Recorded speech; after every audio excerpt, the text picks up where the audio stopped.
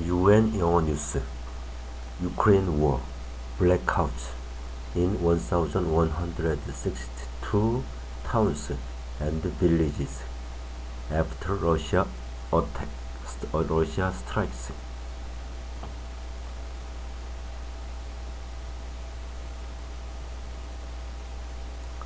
More than 8,000 towns and villages across Ukraine remain without power after massive Russian attacks in recent days, Ukrainian officials have said. Emergency Services spokesman Alexander Korunji said more than 70 people had been killed in the rocket and drone strikes since 9 October. President Volodymyr Zelensky said that 30% of Ukraine's power stations had been destroyed in the past 8 days. Parts of the capital Kyiv have no power and water after new strikes on Tuesday. Kyiv Mayor Vitaly Klitschko said that all 3 victims of the latest Russian strikes were employees of critical infrastructure, adding that 2 facilities in the capital had been hit. Power and water were cut in Zhytomyr, west of the capital, and 1 energy facility was hit in the southeastern city of Dnipro. At Tuesday's briefing in Kyiv, Mr. Korunji said in the period from October 7 to 18, as a result of shelling of energy facilities, about 4,000 settlements in 11 regions of Ukraine were cut off. Currently, according to the Energy Ministry, 1,162 settlements remain without power, the Emergency Services spokesman said. After suffering a series of painful defeats on the battlefield, Russia has stepped up attacks in recent weeks on electricity infrastructure in cities away from the front lines. Ukrainian emergency officials have rushed to repair the damage, but the strikes ahead of winter have raised concerns about how the system will respond. Kirill Timoshenko, the deputy head of the president's office, said that everyone should be ready, first, to save electricity, and second, rolling power blackouts are also possible after strikes continue. The entire population needs to prepare for a tough winter. Ukrainians are being urged not use electric appliances between 0700 to 0900 local time and 1700 to 2200 on a daily basis.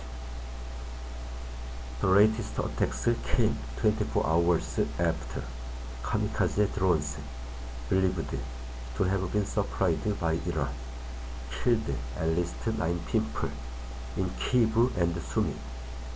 In the northeast, it was not initially clear to what extent drones were involved on Tuesday.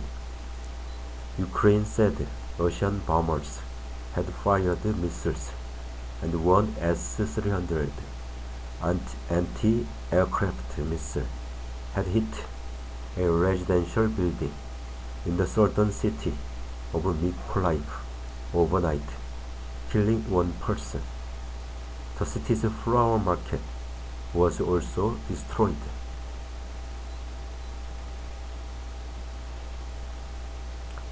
In other attacks, early on Tuesday, in Zhytomyr, the mayor said there was no power or water in the city, and hospitals were working on backup power.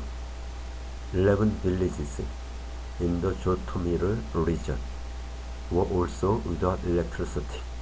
Officials said power and water supplies were disrupted in the central city of Dnipro, where a large energy facility was destroyed, and officials said street lighting would be turned off.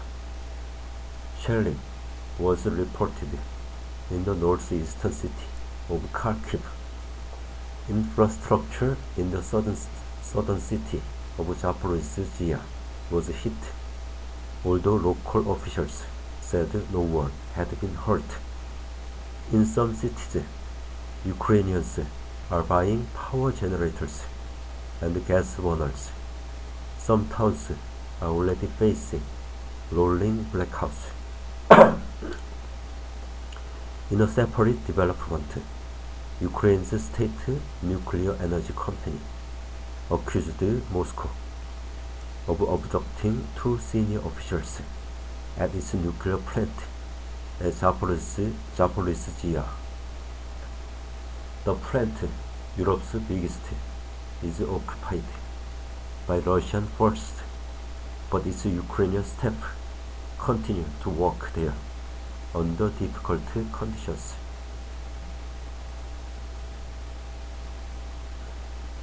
We were expecting that Russia will intensify attacks on energy infrastructure and civilian infrastructure and increase the urban warfare towards autumn. And here we are exactly with that scenario taking place, Ukrainian MP Lesia Vasilenko told the BBC. In its latest assessment, UK Defense Intelligence said it was highly likely that Russia had become increasingly willing to strike civilian infrastructure in addition to military targets, since its setbacks on the battlefield. Russia's missile and drone attacks have brought renewed calls from the Ukrainian government for the delivery of air defense missiles. Earlier, the US said it agreed with its French and UK allies that the supply of drones by Iran violated a UN Security Council resolution linked to a nuclear agreement, barring the transfer of certain military technology. Ukraine has identified the drones used in deadly attacks on Kyiv and Sumy as Shahed 136 unmanned aerial vehicles, UAVs. They are known as Zeran-2 in Russia. Vedant Patel of the US State Department said Washington would not hesitate to use sanctions. The EU said it was gathering evidence and was ready to act. Both Russia and Iran have denied that Iranian drones were deployed. However, Western officials in Ukraine said it was not in doubt that the drones had come from Iran, and it was obvious Russia was seeking to attack the power network.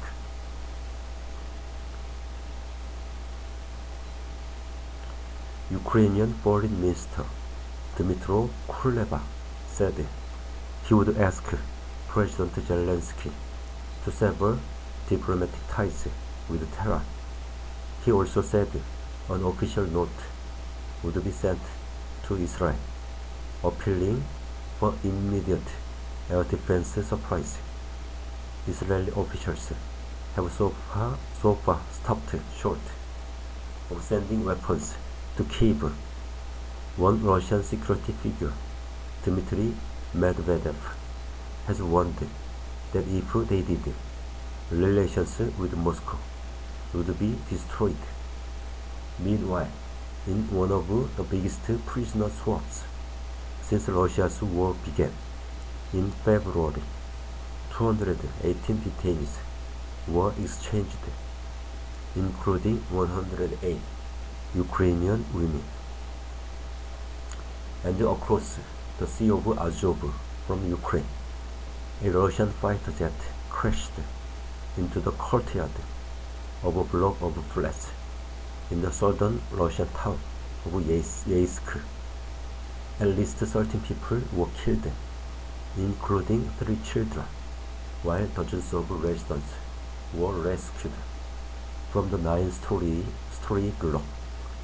The pilots on board the Su-34 plane ejected